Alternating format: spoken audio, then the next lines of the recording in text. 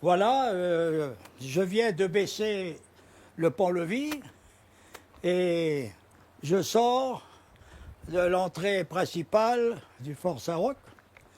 Alors ici, vous êtes dans un fort de la ligne Maginot des Alpes-Maritimes. Hein.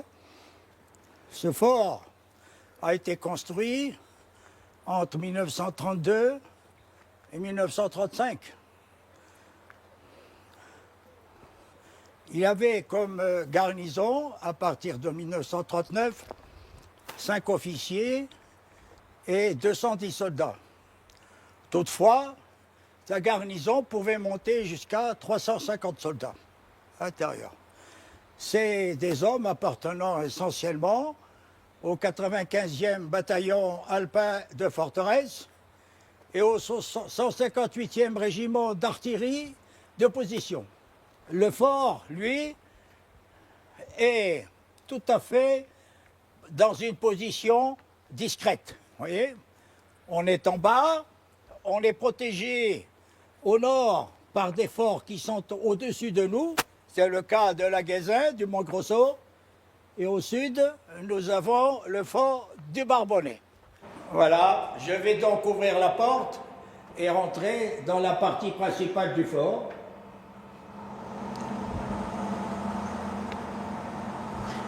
Donc ici, nous sommes dans la cuisine. Comme tous les forts de la ligne Maginot sont équipés d'une cuisine, il faut bien faire manger les hommes. Ici, vous pouvez avoir jusqu'à 304 subsistants par repas. Donc, nous avons dans la petite salle à côté les cuves à fioul qui vont alimenter les cuisinières. Ce sont des cuisinières Arthur Martin. Vous voyez que déjà, c'était déjà à l'époque, hein, il faut regarder ça avec les yeux de 1934-1935. C'est des cuisinières injection au fioul. Alors vous êtes face à l'usine électrique. Il faut savoir que dans tous les forts Maginot, il y avait une usine électrique qui permettait aux forts d'être autonomes en fourniture d'énergie. Ici, nous avons une usine électrique composée de 3 moteurs. Ce sont des SMIM, c'est des moteurs diesel bicylindres qui sont capables de fournir 50 chevaux à 600 tours à la minute, mais ils consomment 15 litres de gasoil à l'heure. Hein, c'est beaucoup. Chaque moteur est à démarrage pneumatique. Alors ici, nous sommes dans la station d'eau du fort. Nous avons 3 cuves à eau de 19 mètres cubes chacune. On en a 3. Ces cuves à eau vont servir à l'alimentation des hommes et en cuisine, à l'entretien, au lavage des personnels, mais servir aussi au refroidissement des armes et servir au refroidissement des moteurs diesel. Donc vous voyez que l'eau dans les forts, c'est important. Bien voilà, alors vous êtes ici dans le couloir principal du fort, c'est-à-dire la zone vie. Normalement, cette zone vie engerbe les blocs 2, les blocs 3, qui sont, eux, sous la colline, ainsi que le bloc 1. Quand nous allons aller au bout du couloir et que l'on va descendre le plan incliné, on va se trouver au bloc 4. Et vous verrez que ce bloc 4, en montant à l'intérieur, il est à l'extérieur et adossé à la colline. Il n'est pas sous la colline. Alors, ce couloir fait à peu près 180 mètres de longueur. Et on y voit au-dessus des gros tubes. Ce sont des buses qui permettent soit la circulation de l'air frais à l'intérieur du fort, soit l'évacuation des gaz viciés à l'extérieur du fort. Pour cela, elles ont des collerettes colorées en jaune pour l'air vicié et en rouge pour l'air frais. Alors, vous êtes en face d'une chambre de troupe.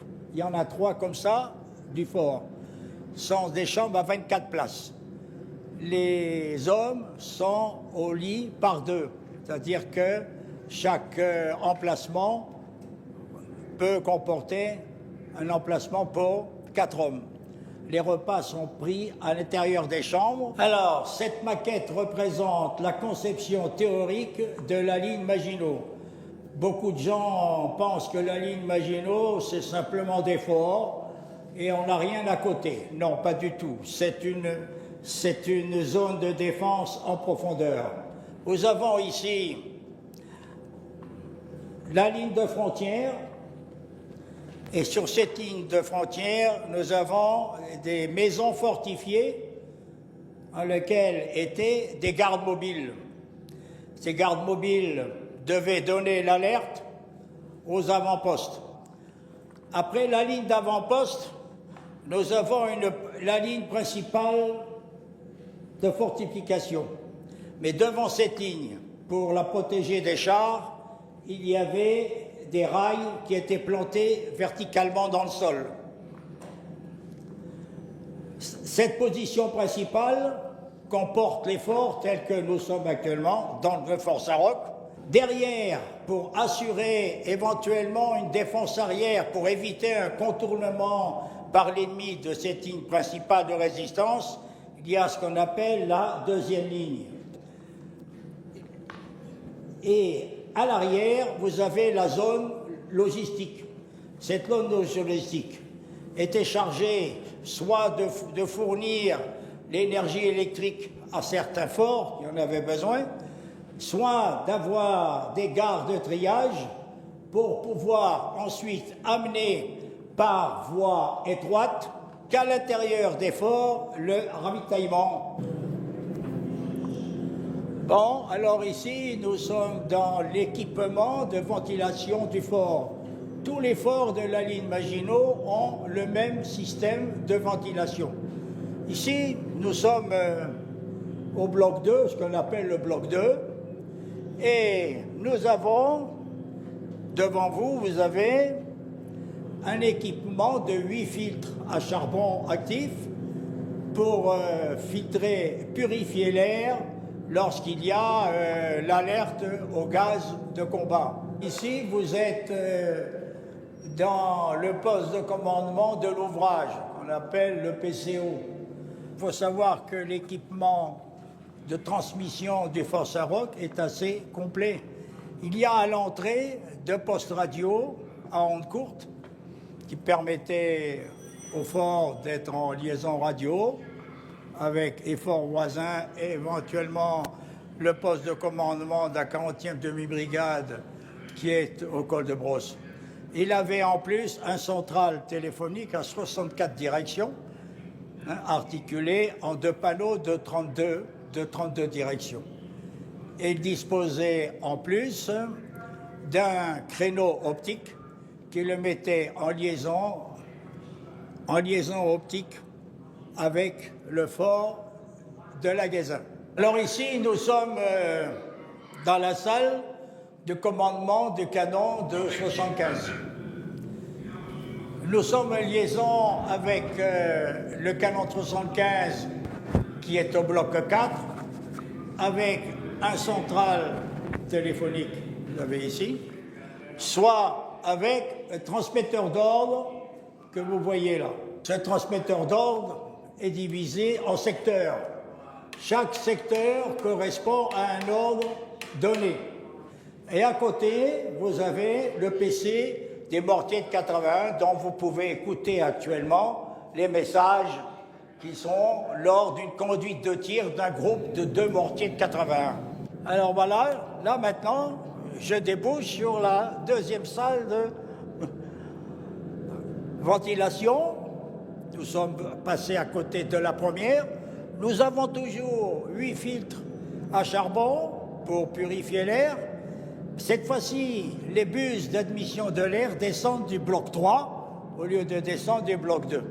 Le tambour a des câbles qui sont en enroulement en sens contraire.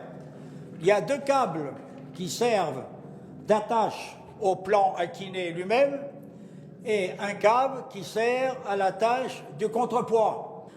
Bien, alors ici, vous êtes au pied du bloc 4, au-dessus de la tête d'île. Au-dessus de la tête, vous avez donc 2 étages. Le premier étage pour les mortiers de 81 et le dernier étage pour le canon de 75 modèle 29 et les jumelages mitrailleuses. Bon, les munitions donc étaient chargées sur les wagonnets, descendaient à cet étage par le plan incliné. Elles étaient mises au préalable dans des conteneurs. Et les conteneurs de mortier et conteneurs d'obus de canon de 75. Alors je suis dans le monte charge. Sa charge maximum est de 1 tonne. Lorsque les conteneurs arrivaient dans le couloir, derrière, on les amenait à bras ferme, on les montait ici. Ensuite, on fermait la grille et on pouvait monter. Bon, alors ici, nous sommes au premier étage du bloc 4. C'est le bloc artillerie. Alors, je vous rappelle que ce fort est un ouvrage d'artillerie du type CORF. CORF voulant dire Comité d'organisation et régions fortifiées. Voilà, alors ici, nous sommes dans le local d'un groupe de 2 mortiers. Ils sont en flanquement du fort Ami à Guézin. Ces mortiers sont des mortiers Bran, modèle 32. Ils ont un calibre de 81 mm et une portée maximum de 3 km 200. Alors, les visites du fort font jusqu'au 30 juin, le samedi, dimanche et jour férié, de 14 à 18 heures. Pour les groupes, il faut prendre contact avec le numéro 04 93 04 00 70. À partir du mois de juillet et août, le fort sera ouvert tous les après-midi, sauf le lundi.